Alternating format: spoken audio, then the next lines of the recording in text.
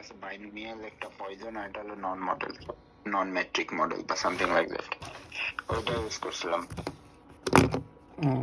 হ্যাঁ, সো ওখানে মনে হয় টুকি মডেল, টুকি মেথড ইউজ করার পরে হলো টুকি আর টাকে কি বলে কে জানে, যাই হোক ওইটা ইউজ করার পরে হলো আমরা একটা ভ্যালু পাই। ওই ভ্যালুর উপর বেস করে আছে সিগনিফিকেন্টলি ডিফার করে কিনা তাই দেখাই। তো তুমি টুকি মেথডে আসলে দাও তো, এক মিনিট।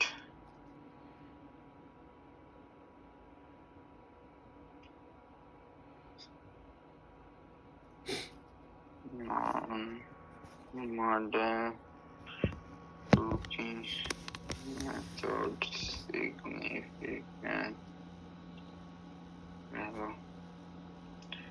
টাকি আর টুকি যাই হোক না কেন, টাকি আর ডিএলএম টিভি ইউজ করছি, মিনস বের করছি।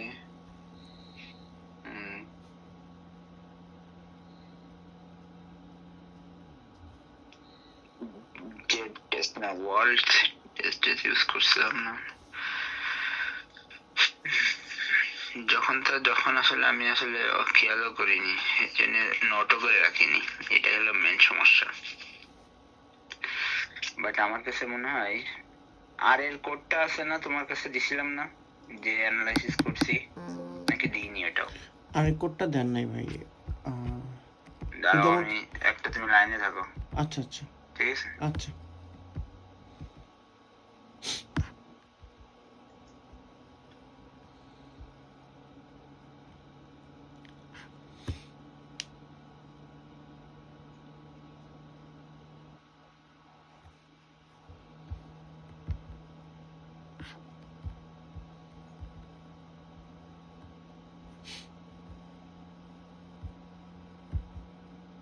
সো হাইপোথেসিস টেস্টিং এ বেসিক্যালি আমরা পিএফএল ইউজ করি, কিন্তু হাইপোথেসিস টেস্টিং এর তো আসলে মডেল ইভালুয়েশনের, তারপরে যেটা হলো মডেলের কাজ করি, সেখানে আসলে অনেক কিছু আছে। বাট আমি এত জানি না জিএলএম এর ভিতরে যে সব পার্ট, আসলে এত আমি স্ট্যাটিস্টিক্যাল লোক না।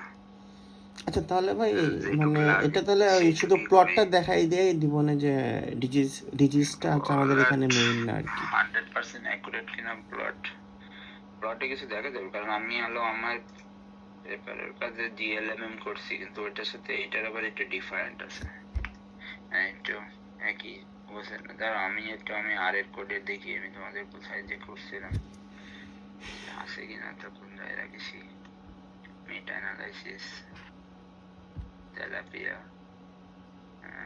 পিকারাস্ট কোড অ্যানালাইসিস, জিএলএমএম পিকারাস্ট কোড অ্যানালাইসিস, এই তো কোড অ্যানালাইসিসের মধ্যে থাকতে পারে।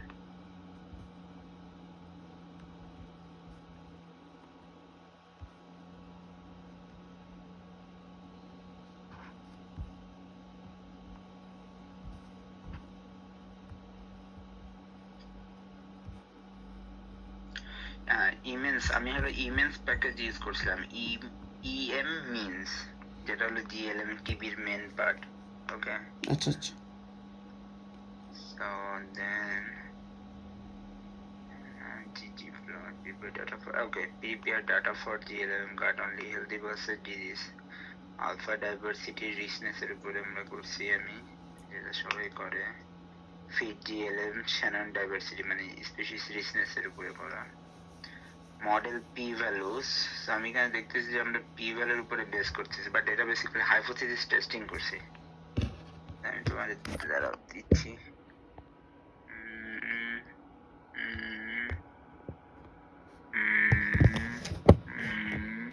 সো তোমাকে কনফিডেন্স ইন্টারভ্যালটা লিখতে হবে, ঠিক আছে? ডিএলএম এ যেটা মেন জিনিসটা লিখতে হবে সেটা হলো 95% যে কনফিডেন্স ইন্টারভ্যাল আমরা অ্যানালাইসিস হয়, সেটা হচ্ছে 95% কনফিডেন্স ইন্টারভ্যাল, এরপরে বেস করে মডেল করা হয়েছে। তার মানে 5% হলো তোমার হলো চান্স অফ ইনঅ্যাকুরেসি। জি, এটা তোমাকে লিখতে হবে। সো ডিএলএম তো খুবই অল্পর মধ্যে থেকে শেষ হয়ে গেছে, ইলিপসিস কন্ডিশন বেয়ারকার্টিস। তো পি ভ্যালু সিগনিফিকেন্স ভ্যালুর উপরে করা হয়েছে 0.05, দেন হলো 95% কনফিডেন্স ইন্টারভ্যালের উপরে, এই দুটো জিনিসই।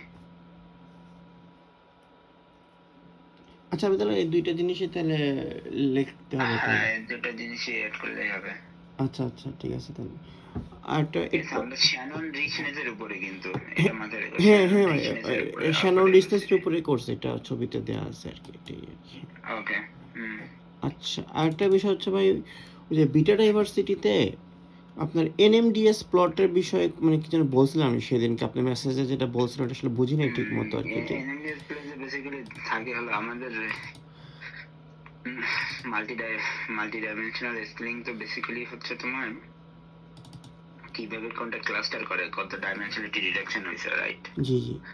ভ্যারিয়েন্স গুলো আমরা দেখতে চাই যে বিভিন্ন গ্রুপের ভিতরে আমরা কি ভ্যারিয়েন্স গুলো আছে, একটার সাথে একটা কতগুলো ডিফার করে। তো সেই জায়গায় হলো স্ট্রেস ভ্যালুটা দিয়ে বোঝানো যায় যে হলো স্ট্যাটিস্টিক্যালি কতটুকু হলো এই মডেলটা, বাট লাইক এই ডিফারেন্সটা কত বেশি হলো ডিফার করছে বা ইফেক্টিভ, এরকম কিছু বোঝায়, বুঝতে পারছো?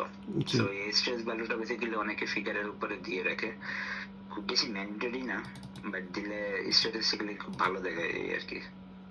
বাট যখনই তুমি অ্যানালাইসিস করবে ওই স্ট্রেস ভ্যালু ব্যাকগ্রাউন্ডে চলে আসে, অনেকে পেপারে ইসে হলো কি বলে ফিগারের উপরে দিয়ে রাখে, অনেকে দেয় না, এই এই বেশি না।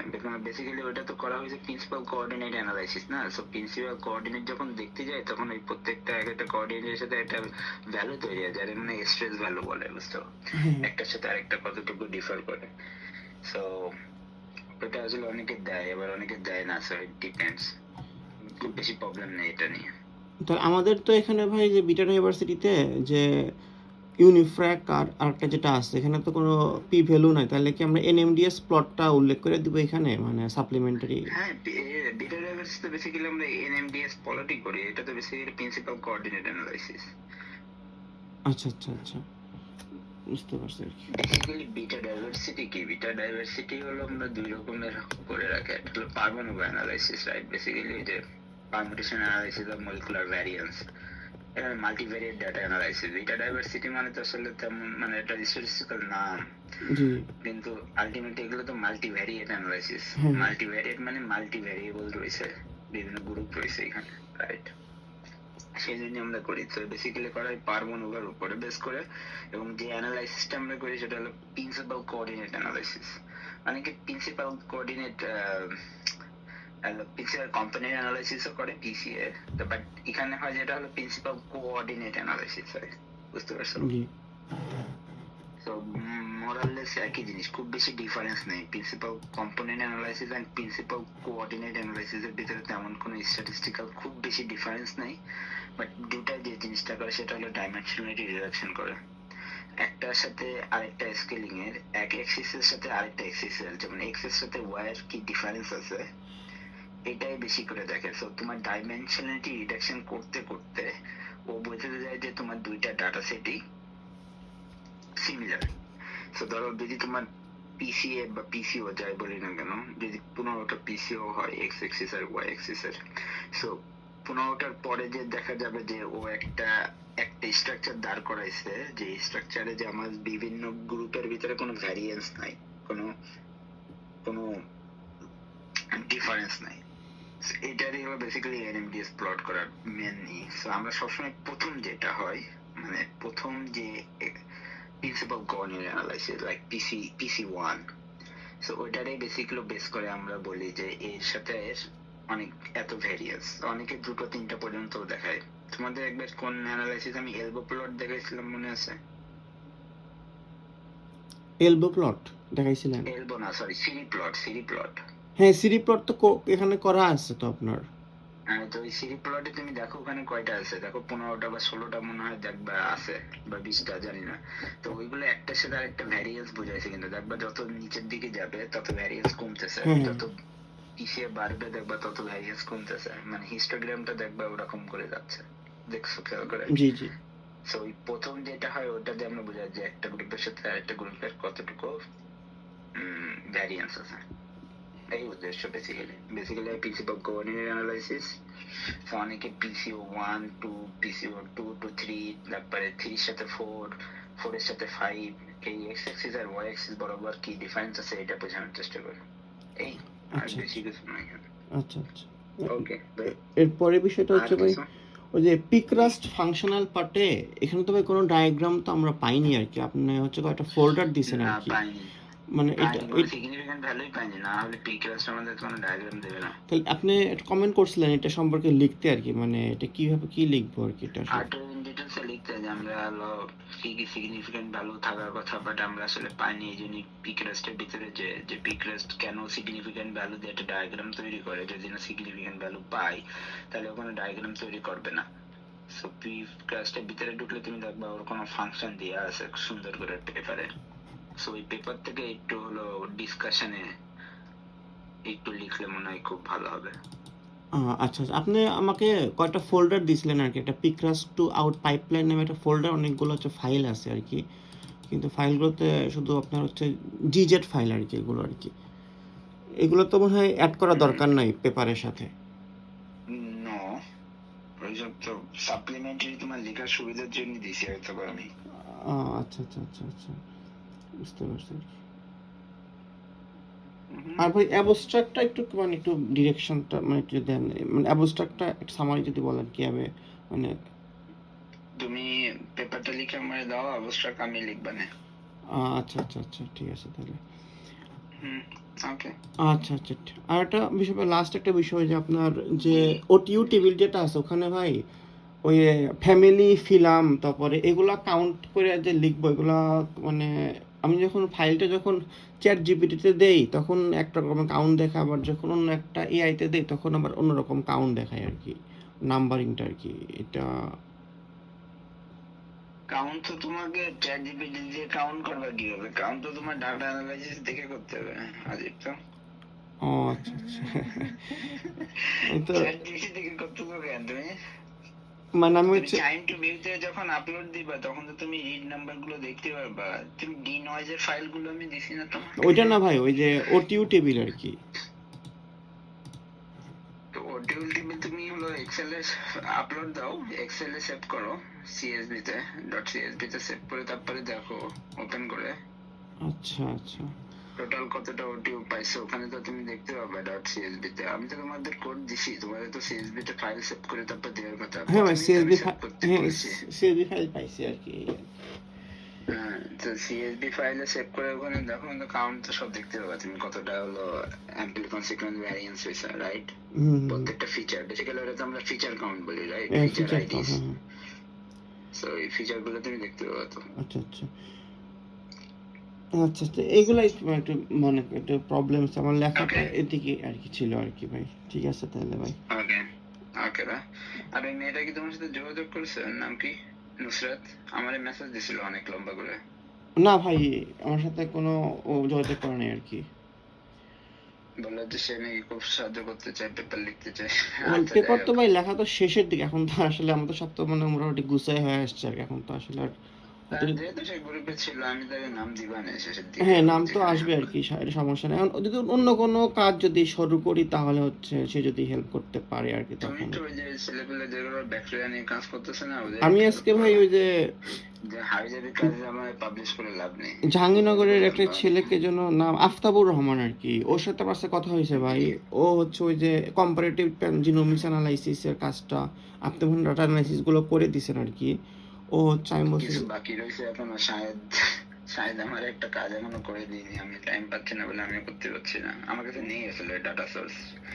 সো ওর একটা জিরোমিক প্লাস্টিসিটি করবো, আর ওরা একটা পেপার দিছি আমি। তুমি ওই পেপারটা দেখো তো, আমাদের ফাইলোজেনি ট্রি তৈরি করতে হবে। সো কোথায়, এই আফতাবুর রহমানকে?